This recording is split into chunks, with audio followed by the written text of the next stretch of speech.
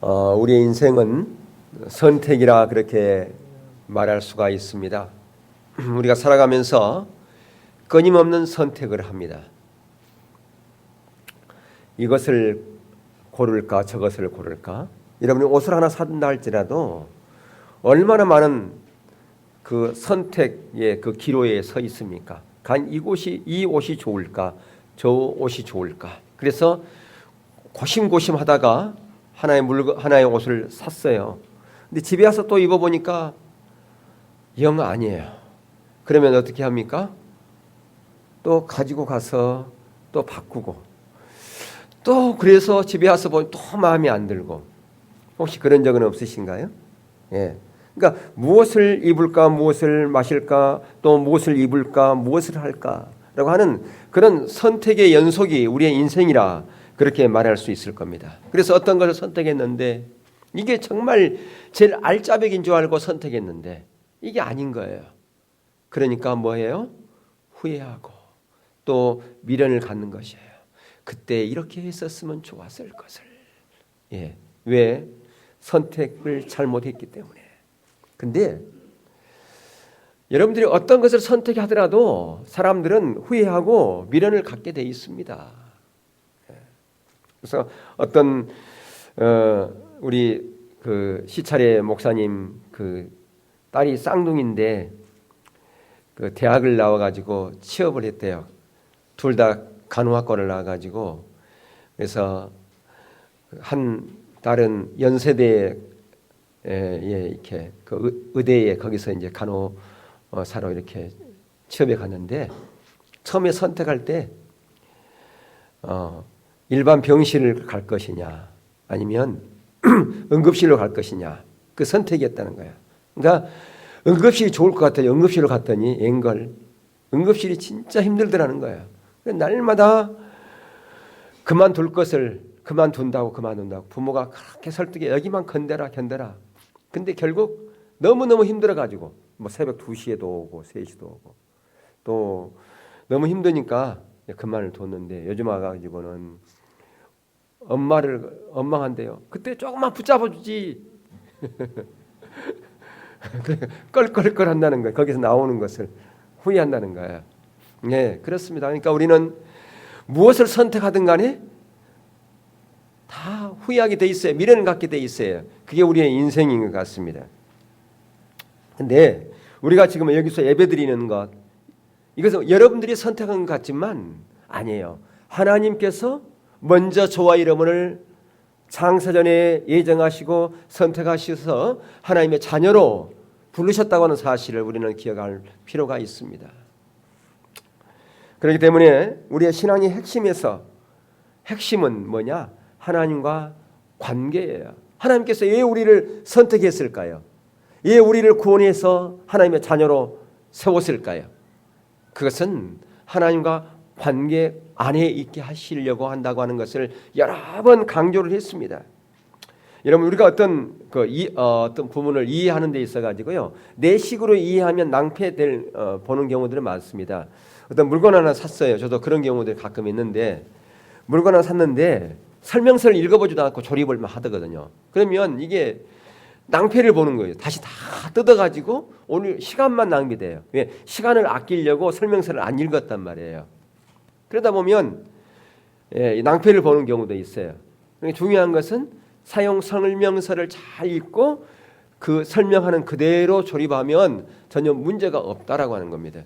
건물을 지는 것도 마찬가지예요. 아무리 보잘것없는 건물, 작은 건물이라 할지라도 뭐가 있어요? 설계도가 있다 그 말이에요. 다 설계도가 있어요. 그 설계도로 되도록 모든 것을 물건도 만들고 건물도 짓고 그렇게 한다라고 하는 겁니다. 그러니까 우리의 신앙도 마찬가지입니다. 하나님의 설계도가 있다라고 하는 거예요. 하나님의 설명서가 있다라고 하는 거예요. 그 설명서대로 우리가 읽고서 신앙생활을 해야 되는데 우리가 많은 경우에 하나님의 설명서를 안 읽어봐요. 또 몰라 그것을. 그러니까 내 식으로 하나님은 이렇게 하신 거 좋아할 거야 라고 그렇게 하고서 신앙생활을 한다는 거죠. 어떤 사람에게 이제 뭐 어떤 물건 하나 선물하려고 그러는데 이분은 붉은색을 참 좋아할 거야 라고 그렇게 생각하고 붉은 옷을 사가지고 왔어요. 근데 그 사람은 제일 싫어하는 옷이 색깔이 붉은 옷이에요. 그러면 그 사람에게 합당한 선물이 돼야 안 돼요? 안 되지 않습니까? 그러니까 우리의 신앙생활도 마찬가지라는 거죠. 예. 그러니까 중요한 것은 우리가 무엇을 어떻게 선택할 것인가라고 하는 이 부분인데 하나님의 관점에서 모든 것이 선택되어졌다라고 하는 것을 우리는 보아야 돼요. 우리의 신앙도 마찬가지입니다. 그렇기 때문에 우리의 신앙을 내 식으로 접근해서는 안 되고 하나님의 관점에서부터 접근해 가야 된다라고 하는 겁니다. 그래서 교회 안에 세 부류의 사람들이 있는 걸 봐요. 그러니까 신앙생활 하는 사람들의 부류가 세 부류의 사람이다. 어떤 사람은 규례와 규칙을 잘 지키는 것이 신앙생활이다라고 이렇게 생각하는 사람들이 있어요. 그래서 그 사람은 주일날도 빠지지 않고 잘 나오고 또 기도도 하고 또 여러 가지 형식과 의식을 잘 이렇게 지키는 사람이 있어요. 그래서 규례와 규칙 이거 잘 지키는 거 이게 신앙생활 하는 것이다 라고. 그래서 자기 나름대로의 헌금은 하나님께서 받으시는데 어떻게 하면 헌금 하나님께서 기뻐 받은 줄 아니? 새 돈으로 드려야 돼. 그래가지고 새 돈이 없으면 물뿌리기라 뿌려가지고 다리면 다래요. 그래가지고 하나님의 정성을 보신다. 예, 이렇게 생각하는 사람이 있고요. 또 두 번째 부류의 사람은 참으로 열정 있는 사람이 있어요. 참으로 열심히 해요. 사람이 얼마나 열심인지 몰라요. 근데 문제는 뭐냐면 자기 열심이라는 거예요. 아까도 말씀드렸지만 모든 신앙은 하나님의 관점에서 접근해 가야 되는데 자기로부터 접근해 가지고 열심은 있는데 하나님과 저는 상관없는 신앙생활을 하는 거예요. 예, 이런 사람 부류 중에서요. 때로는 과거에 하나님을 만나는 경험도 있어요. 하나님을 놀랍게 체험했던 경험도 있고요. 예. 그런데 문제는 뭐냐면 그렇게 체험했는데 지금은 어떠냐 그 말이에요. 지금은 하나님을 경험한 그런 놀라운 경험이 없다 보니까 항상 5년 전에 하나님 만난 얘기, 10년 전에 하나님을 놀랍게 경험한 얘기, 그런 얘기만 하는 거예요. 중요한 것은 현재 진행형이 없다라고 하는 거예요. 또 이런 사람이 열정이 있다 보니까 어디에서 무슨 은혜 집회 있다, 능력 집회 있다 그러면 쫓아갑니다. 그래서 거기서 은혜를 받아요. 근데 그게 약효가 오래 안 가요. 조금 있다 식어져 버려요. 그러면 또 어디서 무슨 집회 있나 소식 들려지면 또 쫓아가요. 열심히 대단한 사람들이죠. 예, 이런 부류의 사람들이 있어요. 세 번째 부류의 사람들은 이 신앙이 현재 진행형인 거예요. 과거에 만난 하나님의 얘기가 아니라 지금 현재 하나님 만난 얘기를 하는 사람이에요. 어제 내가 이런 하나님께서 이런 감동을 주어서 내가 이렇게 했더니 하나님께서 이렇게 일하셨다고. 그렇게 하나님을 만난 얘기를 날마다 현재 진행형으로 하는 사람들이 있습니다. 날마다 삶 가운데서 하나님의 간섭과 하나님의 배려와 하나님의 인도하심과 하나님의 역사 속에 살아가는 그런 사람이 있다라고 하는 것입니다. 여러분들은 어떤 부류의 그 신앙생활을 하기를 원하십니까? 우리 모두는 다 세 번째라고 그렇게 얘기합니다. 그러나 실제의 우리의 삶은 첫 번째나 두 번째인 경우가 너무나 많다라고 하는 것입니다. 과거에 체험은 있지만 현재는 없거나 아니면 어떤 규례와 규칙 그걸 잘 지키는 것이 그것이 신앙생활인 것처럼 그렇게 생각하거나. 여러분, 성경이 말하는 하나님과 그 참다운 신앙의 첫 출발은 하나님과 친밀한 관계로부터 시작된다고 우리가 누차 말씀드렸습니다. 하나님께서 우리를 자녀로 선택하신 그것은 왜 선택했는가? 그것은 하나님과 관계 가운데 친밀함 가운데 있게 하기 위해서 그렇게 하신 거예요. 만약에 여러분이 자녀가요. 여러분의 자녀가 여러분과의 어떤 친밀한 관계 이런 것은 별로 소홀히 하고 맨날 밖으로만 다니는 거예요. 그래서 옆집 아저씨하고만 친해. 옆집 아줌마하고만 친해. 무슨 문제가 있거나 그것을 의논하려고 그러면 아니 아빠 엄마하고 의논해야 되는데 옆집 아저씨하고 아줌마하고 의논하고. 그러면 여러분들 어때요? 속상하잖아요.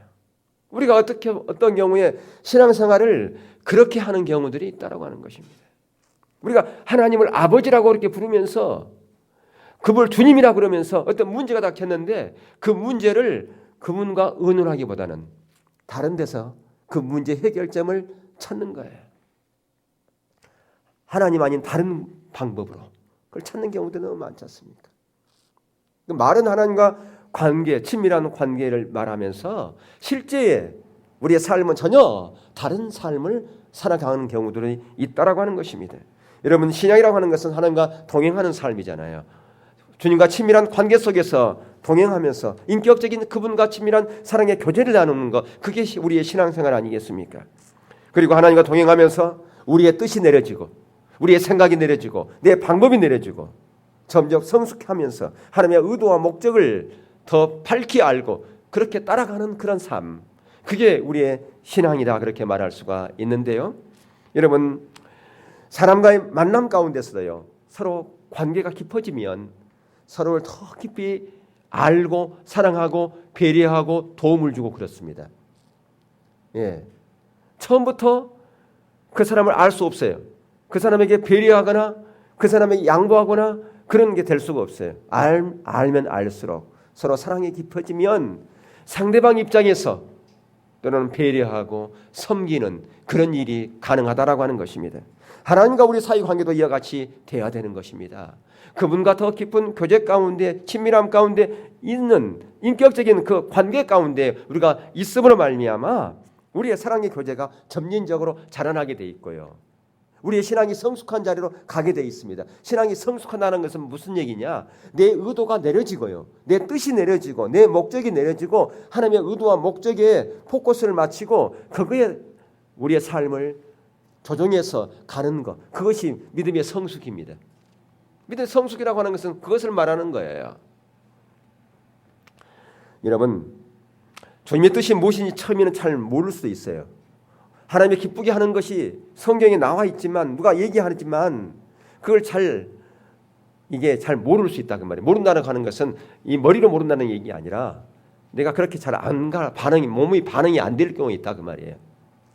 처음부터 잘 되는 사람 어디 있습니까? 처음부터 걷는 어린이들이 어디 있습니까? 처음에는 앉지도 못합니다, 아이들이요. 근데 그게 이제 누워 있는 게 이렇게 뒤집고 무릎으로 기고 서고 그리고 한 발씩 걷고 그렇게 하다가 어느 순간에 걷고 뛰고 그러지 않습니까? 우리 신앙도 마찬가지예요. 처음부터 잘하는 사람 아무도 없어요.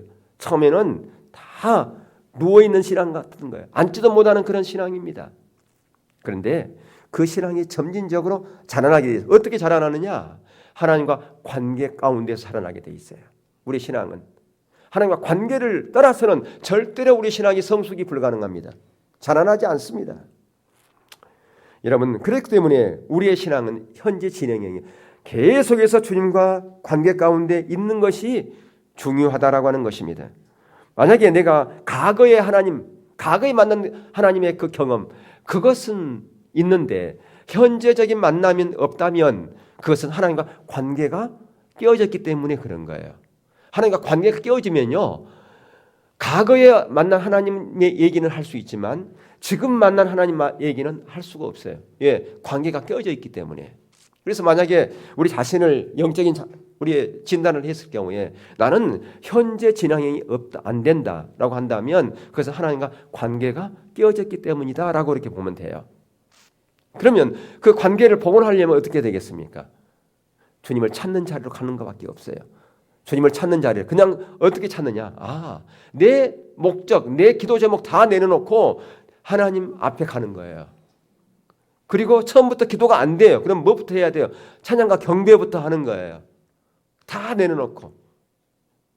처음부터 그렇게 가면 기도 안 됩니다. 그러니까 뭐 하라고요? 찬양과 경배를 30분 하든 그것만 하시란 말이에요. 그렇게 하면 그 찬양 경배의 가사가 내 머릿속에 들어오면 그걸 가지고 기도하게 돼 있어요. 그렇게 자라나는 겁니다. 그게요. 예. 주님과 현재적인 친밀한 사랑의 교제 가운데 서기 원하는 것이 그게 바로 하나님의 의도라고 하는 사실을 우리는 인지해야 돼요. 우리를 선택하신 목적이 바로 하나님과 친밀한 관계 가운데 있게 하시려고 하나님이 그렇게 하셨다라고 하는 것입니다. 우리 스스로는 하나님을 찾을 수 없습니다.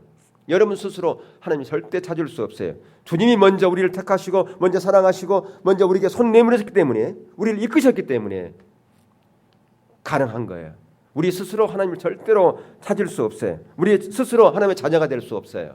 하나님의 의도하신 자리로 우리 스스로 절대 갈 수 없습니다.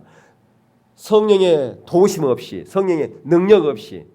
근데 그 자리로 가려면 그러면 나는 아무것도 안 해도 되겠네라고 하는 것이 아니라 주님을 찾는 자리로 가야 된다 그 말이에요. 여러분 요한복음 3장 16절 우리가 너무 잘 알지 않습니까? 하나님 먼저 우리를 사랑하셔서 우리에게 영생을 주시려고 독생자 예수 그리스도를 이 땅 가운데 우리 가운데 보내주었잖아요. 예, 그것뿐 아니라 요한일서에도 보면 그런 말씀이 있잖아요. 요한일서 4장 9절 10절 보면 자 한번 읽겠습니다.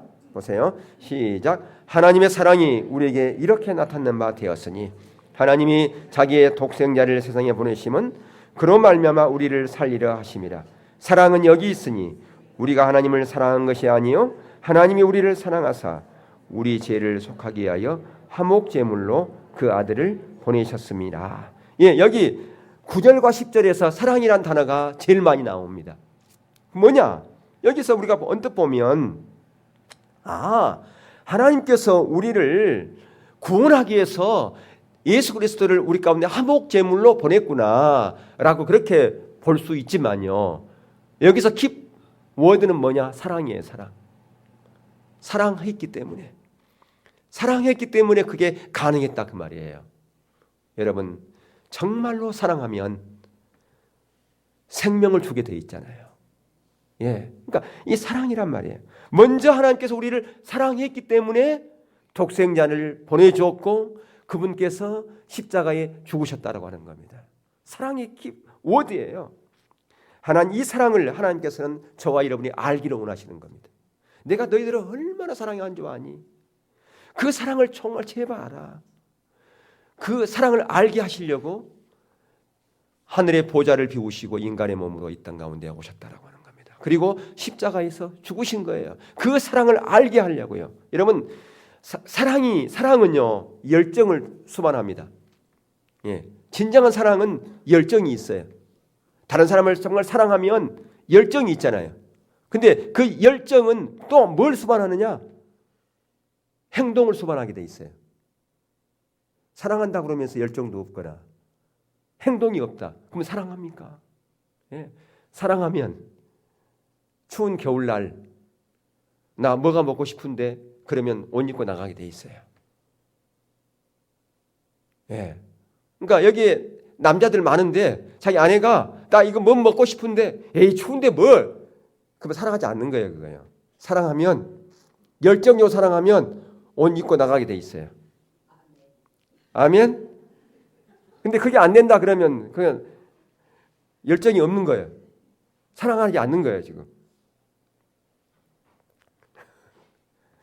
그렇게 다 웃어요 지금. 네. 여러분 주님의 십자가의 그 대속의 사랑을 가지고 하나님은 우리 가운데 오신 거라니까요. 열정적인 사랑을 가지고 오신 거예요. 하나님 우리 가운데 그 십자가가 열정적인 사랑 아닙니까? 그 열정적 사랑이었기 때문에 십자가에서 죽으신 거예요. 아멘. 예, 허물과 죄로 죽을 수밖에 없는 저와 여러분을 살리신 것은 그건 사랑 때문이에요. 사랑의 열정 때문이라 그런 말입니다. 여러분 그렇기 때문에 존재라고 하는 것이 필요해요. 존재. 그래서 내가 그렇게 너희들을 위해서 열정적으로 사랑했고 십자가에서 죽도록 사랑했다. 그렇기 때문에 너희들이 나를 사랑하되 어떻게 사랑하라고요?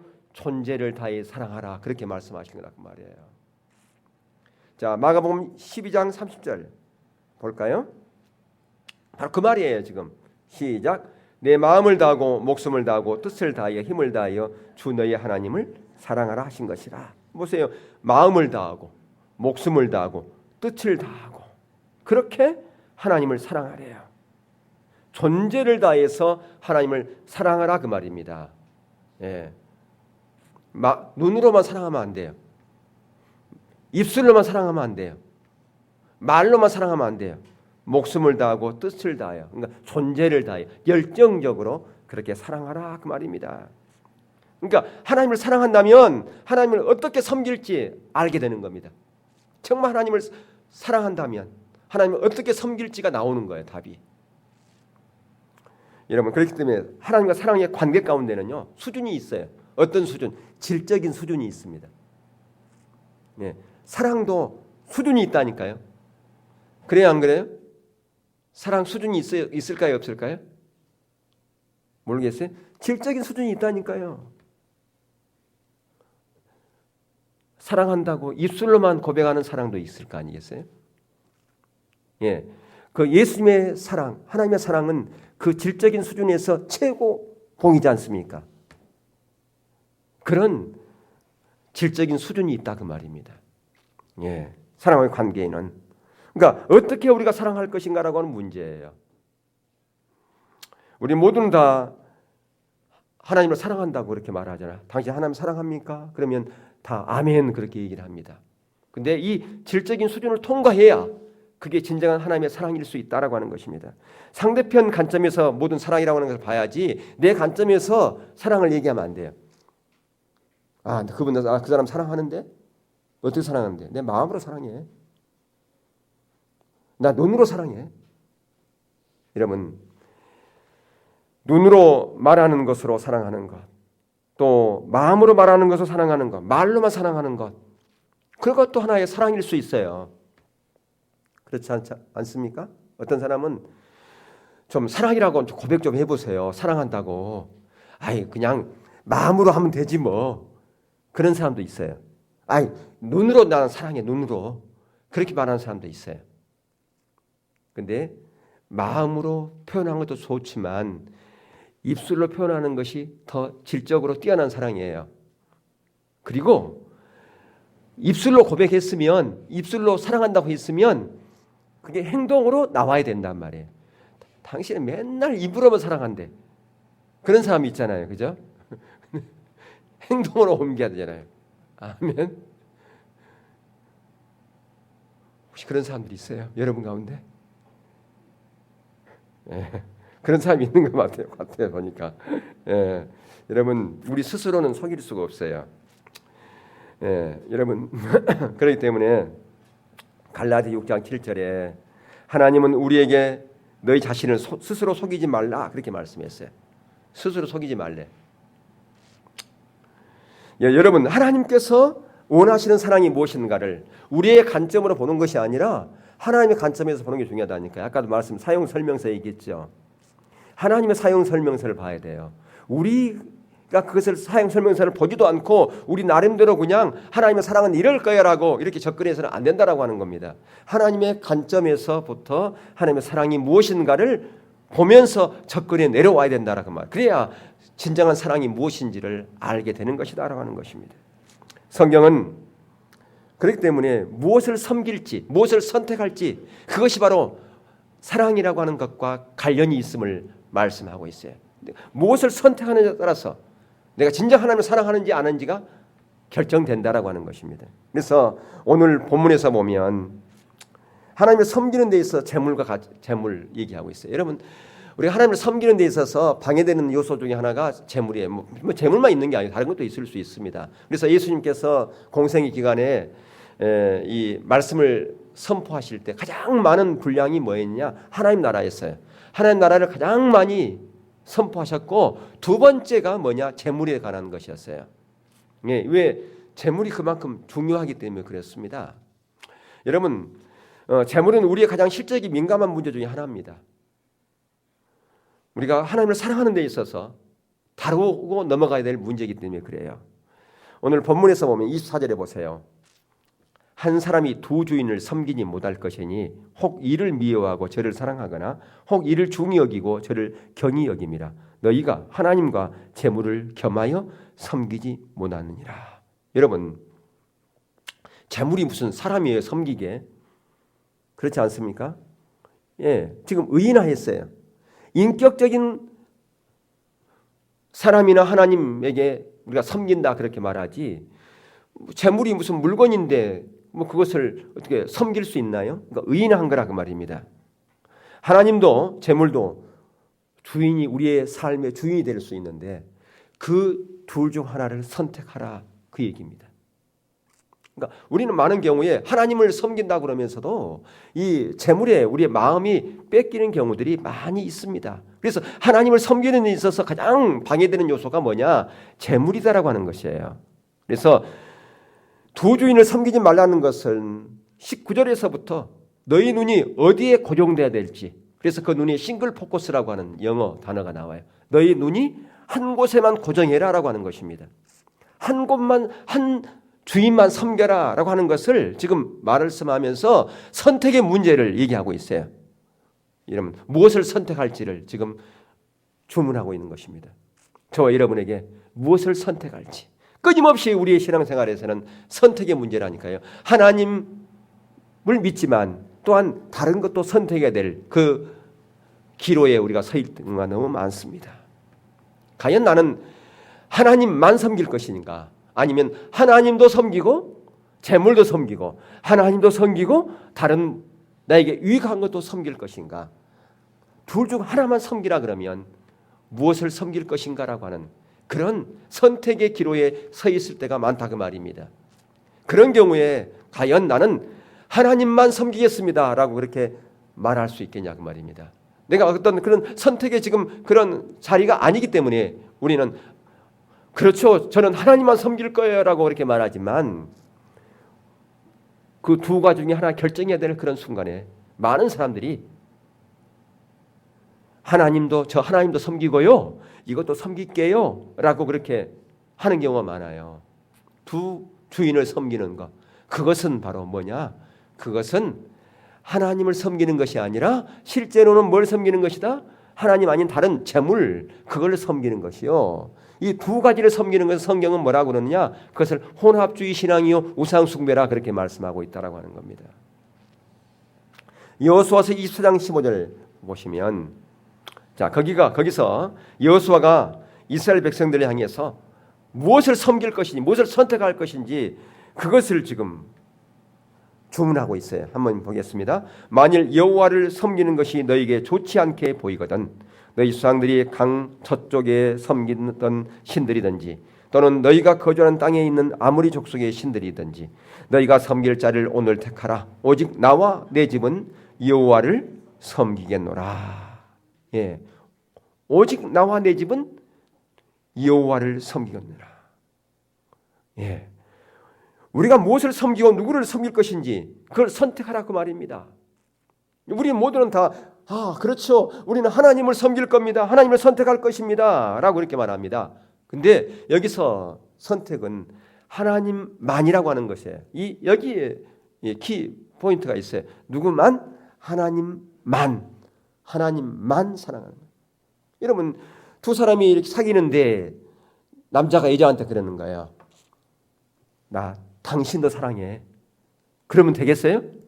나는 당신뿐이야. 당신만 사랑해. 그래야지. 나는 당신도 사랑할 거야. 그러면 당장 그 관계가 깨어질까요? 안 깨어질까요?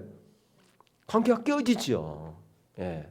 그러니까 우리가 하나님을 사랑한다고 하는 것은 하나님만 사랑하는 거라 그 말입니다. 하나님만 내 주인으로 섬기겠습니다 라고 하는 겁니다. 하나님만 사랑하겠습니다. 하나님만 내 주인으로 섬기겠습니다. 그래서 하나님께서 말씀하신 그 자리에 내가 있고 하나님의 그 주권 가운데 순복하는 그런 삶을 내가 살겠습니다 라고 하는 겁니다. 여러분, 종이라고 하는 것은요, 두 주인을 섬길 수 없지 않습니까? 여러분, 두 주인을 섬기는 종 봤어요? 종이라고 하는 것은요, 한 주인에게 전적으로 메인바디여서 주인의 명령에 자신의 전 의지를 다해서 순종하는 그런 종이 좋은 종 아니겠어요? 신실한 종이고. 예. 여러분, 그 진돗개. 어떤 경우 우리는 진돗개보다 못하는 경우도 있어요. 진돗개는 한 주인만 섬긴다고 그러잖아요. 보셨나요? 예. 못 보셨구나. 진돗개가 그런다고 그래요. 그래서 이처럼 하나님을 섬기는 것도, 하나님을 사랑하는 관계도 우리에게 선택의 문제라고 하는 것입니다. 주님께서 재산을 그러면 소유하는 것은, 물질을 소유하는 것은 나쁜 것인가? 아니에요. 물질을 소유하는 것이 나쁘다는 말이 아닙니다. 우리 그리스도인들 물질 필요해요. 그 물질이 있어야 하나님의 사역에, 선교 사역에 그런 일에 하나님의 일에 쓸 수가 있죠. 문제는 물질을 필요에 따라서 우리의 삶을 조정하는 것이 필요하다 그 말입니다. 문제는 물질을 모으는 것이 내 인생의 목적이 되거나 물질을 모으는 것을 추구하는 삶을 사는 것, 그게 잘못됐다 그 말입니다. 그걸 말하는 거예요. 물질을 모으는 것이 내 인생의 목적이다. 나의 인생의 목적은 나는 돈 버는 거야. 여러분, 돈 벌지 말라는 얘기가 아니에요. 물질 갖지 말라는 얘기가 아니에요. 근데 여러분의 인생의 목적이 물질, 돈 버는 거라면 그게 잘못됐다 그 말입니다. 그리고 물질을 모으는 것을 추구하는 삶을 살아가는 것, 거기에만 몰두해 있어. 오로지 거기에. 다른 데는 관심이 없고. 그게 잘못이라 그 말이죠. 그것은 하나님을 섬기는 게 아니에요. 뭘 섬기는 거예요? 물질을 섬기는 거고요. 물질을 사랑하기 때문에 그렇다 그 말입니다. 그 하나님을 섬기는 게 아니에요. 그건 우상 숭배이다라고 하는 것입니다. 여러분, 우리가 정당하게 물질을 모아서 하나님의 뜻에 맞게 사용하는 거 참 귀한 거지요. 예, 여러분 2016년 여러분들이 정말 정당하게 그 모은 재산을 하나님의 뜻 안에서 그렇게 사용되어지는 그런 거 얼마나 하나님께 기뻐하시게요. 그건 하늘나라의 천국에다가 저축하는 것인데요. 예.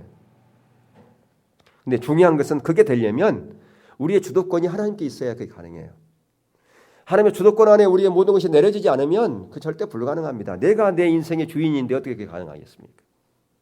내 인생의 주인. 우리 말은 하나님을 주님 주님 그렇게 고백하면서도 우리가 살아가면서 주도권을 하나님께 다 드리지 않아요. 내가 내 인생을 설계하여 가고 내 지혜와 내 방법으로 내 인생을 갖고 갑니다.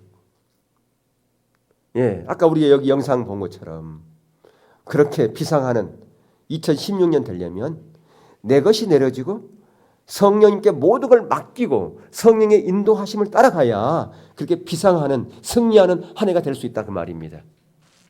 아멘. 예, 정말 주님이 나의 왕이요 나의 주인입니다. 그것이 물질 문제뿐 아니라 다른 것도 마찬가지입니다. 그런데 오늘 본문에서는 물질이 우리 가운데 민감한 문제이기 때문에 우리 신앙생활에 가장 피부에 와닿는 것이기 때문에 지금 이제 물질을 가지고 이해를 들었습니다. 물질이 아닐 수도 있습니다. 네. 여러분 아브라함 같은 경우는 그 이삭을 바치라고 그럴 때요 얼마나 힘들었겠어요.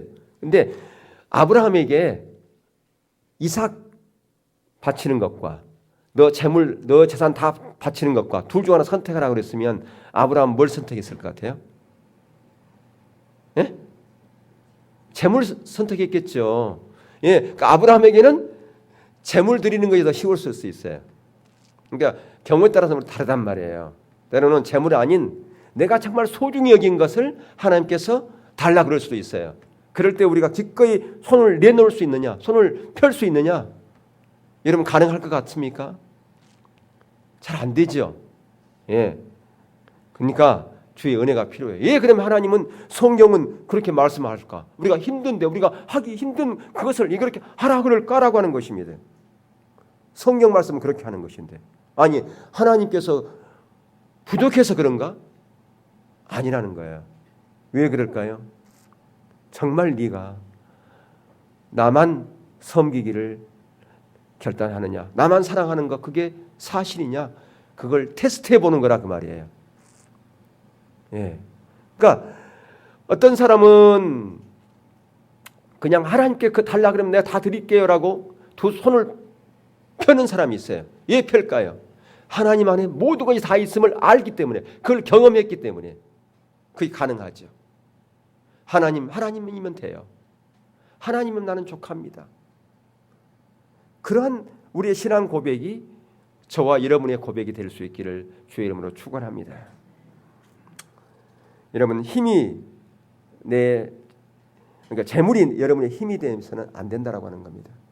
그럼 뭐가 여러분의 힘이 돼야겠어요? 하나님이. 근데 어떤 사람은 좀 많이 가진 것 때문에 마음이 뿌듯해. 기분이 너무 좋아. 그것 때문에 자부심을 가져.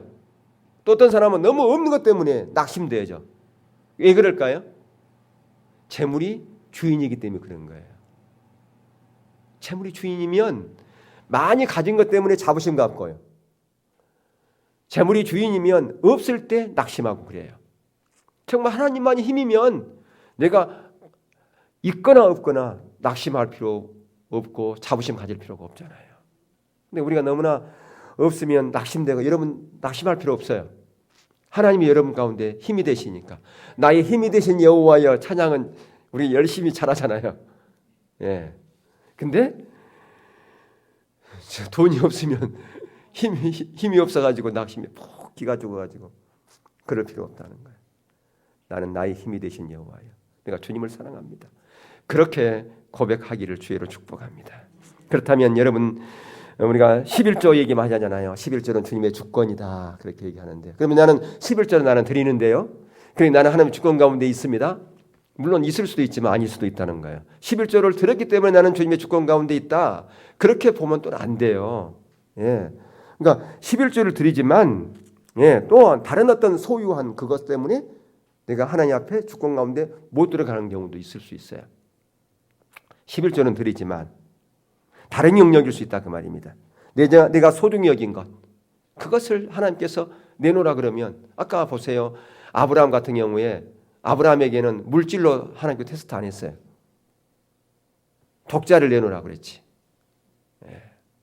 그러니까 우리 어떤 사람마다 우리 가장 소중히 여기는 영역이 따로 있을 수 있다라고 하는 겁니다. 우리 예전에 우리 같은 목회자 셀에 있던 그 교회에 그 목사님이 그때 지금은 이제 모임이 없지만 그 셀 모임 할 때 그런 얘기를 해요. 성도들이 그런다는 거예요. 목사님 옛날로 돌아가요. 그냥 옛날이 편했어요. 그냥 제가 500만 원 헌금하라 그러면 할게요. 1000만 원 헌금하라 그러면 할게요. 그냥. 근데 하나님의 뜻 가운데 이렇게 살아가는 이게 너무 힘들어요. 그렇게 얘기를 하더라는 거예요. 그냥 1000만 원 헌금하라 하면 내가 할게요. 그냥. 근데 그게 신앙이 아닌데 신앙이 아닌 것으로 가고자 하는 경향이 너무 많다 그 말이에요. 쉽게. 본문에서 하나님과 재물을 말하는 것은 재물이 우리의 피부에 가깝고 가장 민감한 문제이기 때문이라고 제가 말씀을 드렸어요. 가장 이게 피부에 와닿는 거예요.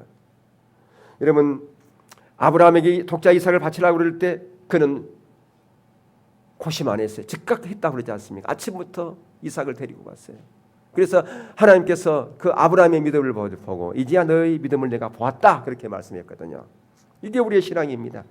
정말 우리가 하나님만 사랑하고 하나님만 섬기겠다면 그런 자리로 가야 되는 것이 우리의 신앙이 정답이에요. 정답인데 근데 그 정답대로 그렇게 사라지냐 그 말이에요. 아이고 어떻게 그렇게 삽니까? 알기는 알겠는데 그게 어디 쉽습니까? 예, 또 하나님은 또 그렇게 하신대요. 그럴 수 있다 그 말이에요. 근데 여러분 우리 16년 표 보면 마태복음 28장에 거기에 우리가 뭐예요? 하나님의 부르심의 특권을 받는 제자도의 삶을 살자 그렇게 얘기했지 않습니까? 거기 보면 예수님께서 모든 족속을 제자로 삼으라 그렇게 말씀하시면서 너희에게 분부한 모든 것을 가르쳐 지키게 하라 그렇게 말씀해서 모든 것 그래요. 모든 것 어떻게 하라고요?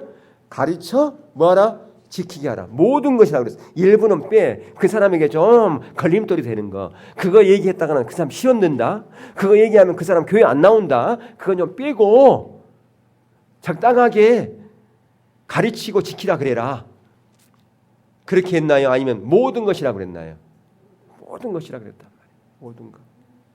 예. 근데 우리는 그 모든 것이 부담스러워해요. 예, 하나님께서는 이렇게 부담스러운 말씀들만 이렇게 막 하실까요? 왜 그렇게 우리 이렇게 힘들게 하려고 그랬을까요? 우리 부담 줘가지고 힘들게 하려고 신앙생활 어렵게 하려고 그렇게 하는 걸까요? 아니 그것은 우리 체질을 너무 잘 알아요. 부담스러울 수도 있고 그게 힘들 수도 있는 우리 체질을 너무 잘 아는 하나님께서 왜 그렇게 하시냐 그 말이에요. 왜 그렇게 하는가 그 말이에요. 그것은 진정한 행복을 경험하게 하시려고 그렇게 한다 그 말이에요. 뭘 경험하게 하려고요? 진정한 행복은 그 안에 있기 때문에, 그 안에 진정한 하나님의 은혜가 있기 때문에, 그 안에서 정말 하나님의 생명이 주어지기 때문에, 하나님은 그걸 너무너무 잘 알기 때문에 그 최선의 것을 주시려고, 가장 좋은 것을 우리 가운데 주시려고 그렇게 하신다라고 하는 것입니다. 그러니까 주님을 알아야 되는 거예요. 주님을 인격적으로 알아야 된다 그 말입니다. 그분과 관계 가운데 있어야 된다 그 말입니다. 그래서 우리의 신앙이 자라나야 된다니까. 그분의 의도와 목적, 그것을 선명하게 인식할 때 우리 전부를 걸 수 있어요. 그분을 막연하게 알면 못 걸죠. 예. 예를 들어서 애기가 있어요. 애기한테 과자 봉지가 있단 말이에요. 부모가 달라고 그래. 야, 그거 놔주라. 우리는 안 주려고 그래요. 어떤 애들은 준단 말이에요. 줘. 왜요? 주면 다시 줄 줄 아니까. 주면 이뻐가지고 더 사줘. 그 맛을 아니까. 예. 하나님은 그래요. 하나님을 알면, 그걸 경험하면 그 모든 것을 주님께 걸 수 있어요. 걸면 하나님께서 하시는 것을 알기 때문에. 왜? 하나님이 우리의 능력이기 때문에, 하나님이 우리의 삶의 전부이기 때문에, 그걸 정말 안다면 그분께서 달라고 그랬을 때 손을 펼 수 있다니까요. 그분께 모든 걸 걸 수 있다 그 말입니다. 그게 우리의 신앙이. 근데 중요한 것은 선택이에요. 선택. 그 선택은 누가 하느냐? 저와 여러분이 하는 거라 그 말입니다. 누가 대신해 줄 수 없어요. 야, 그거 그렇게 선택해. 그렇게 하면 당신 살아. 아무리 얘기해봐야 안 들려요. 영적인 눈이 가려져 있기 때문에. 근데 보는 자만이, 영적으로 보는 자만이 걸게 돼 있어요. 예. 여러분, 그렇기 때문에 주님의 이 뜻을 따라가는 것은요, 주님만 섬기는 것은 이연부담이 있을 수 있습니다. 안 되면 어떻게? 이연부담이 있잖아요. 근데 여러분 보세요. 오늘 다 다음 주 살펴볼 건데, 오늘 이제 제목만 살펴보면, 오늘 22절에서 23절에 보면 왜 그렇게 하는가? 왜 하나님만 섬기라고 그러는, 하나님을 사랑하라고 그러는가? 왜 하나님을 선택하라고 그러는가? 영적인 분별력을 주시기 위해서. 여러분이 이 땅, 이 험한 세상에 살아갈 때 위해서 영적인 분별력 없이는 절대로 못 살아갑니다. 하나님의 지혜, 하나님의 능력으로 살아가야지. 내 지혜와 내 능력으로 살아가면 실패하게 돼 있어요. 그러니까 영적인 분별력 주려고 그런다는 말이에요. 두 번째는 25절에 보세요. 염려 근심이 내려지고 하나님만 신뢰하려고요. 하나님 안에 있으면 모든 근심이 사라지게 돼 있어요. 하나님이 함께. 여러분, 아무리 어린 애다도요, 부모 품에 있으면 근심이 없습니다. 주님 안에 있게 하려고. 그리고 마지막으로 세 번째 33절, 먼저 하나님의 통치를 구하고 하나님 목적에 우리의 삶을 집중할 때 하나님이 공급해 준 놀라운 은혜와 생명을 경험할 수 있기 때문에, 하나님께서 공급해 주려고 모든 것을, 야, 그 모든 건 내가 공급해 줄게, 내가 공급한 것만 가지고 살아, 그걸 경험하게 하려고 그렇게 하신다는 거예요. 우리를 힘들게 하고 우리에게 부담 주려고 하는 게 아니라고 하는 것입니다. 우리를 너무 사랑하기 때문에, 우리의 처지를 너무 잘 알기 때문에 우리를 복된 인생으로, 행복한 삶으로 인도하시려고 하는, 그렇게 하신다라고 하는 겁니다. 여러분, 2016년에 여러분이 어떤 선택할 것인지, 여러분 바른 선택을 통해서 정말 하나님을 더 깊이 경험하고 하나님이 주신 놀라운 그 은혜와 생명과 복을 경험하는 그런 복된 인생이 될 수 있기를 주의 이름으로 축원합니다. 찬양.